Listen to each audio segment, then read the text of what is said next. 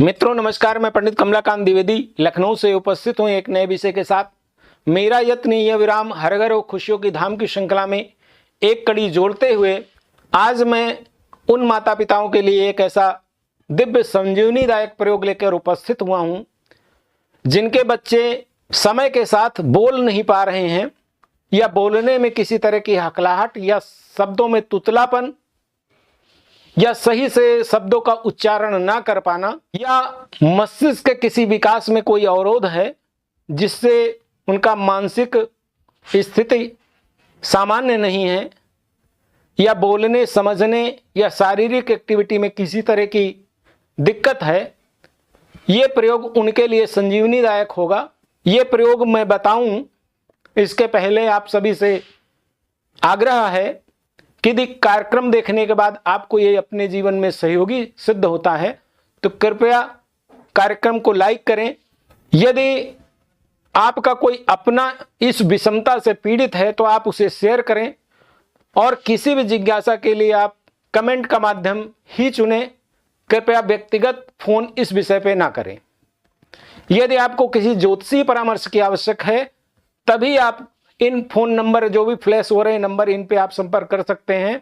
मित्रों, जिन माता पिता के जो बच्चे होते हैं समय के हिसाब से यदि बोलना नहीं शुरू करते हैं तो माता पिता चिंतित होते हैं। इसके दो विशेष कारण जो अब तक ज्योतिषीय अनुभव में प्राप्त हुए हैं उन पे यदि आप काम कर लेंगे तो बहुत जल्द ही आपको इसके बहुत अच्छे परिणाम देखने को मिलेंगे।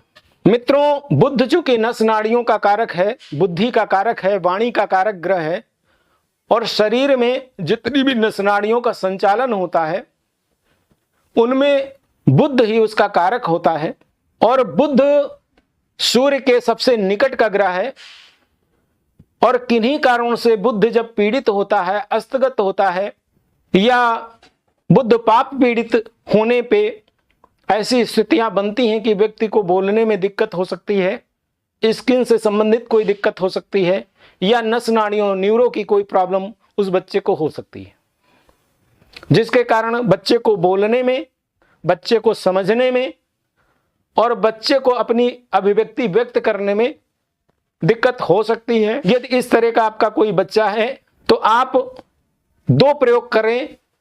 ये दोनों प्रयोग आपके जीवन में बहुत ही चमत्कारिक सिद्ध होंगे और अपने अनुभवों में मैंने अनेकों बार ये प्रयोग बिल्कुल सफल पाए हैं।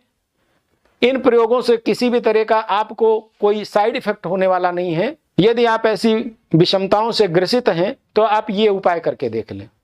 पहला क्या है, आपका बच्चा जितने साल का हो, शुक्ल पक्ष का कोई भी बुधवार हो, आप उतने हरे तोते खरीद लें और बच्चे का हाथ लगवाकर पिंजड़े में आप हाथ लगवा लीजिए और उनको आप मुक्त करवा दीजिए। दूसरा उपाय है कि जितने साल का आपका बच्चा है उतने बुधवार ये उपाय करना है। आपको खड़ी हरी मूंग लेनी है और बच्चे का हाथ लगवाकर आप किसी जरूरतमंद को या किसी ब्राह्मण को या किसी मंदिर में आप दे सकते हैं।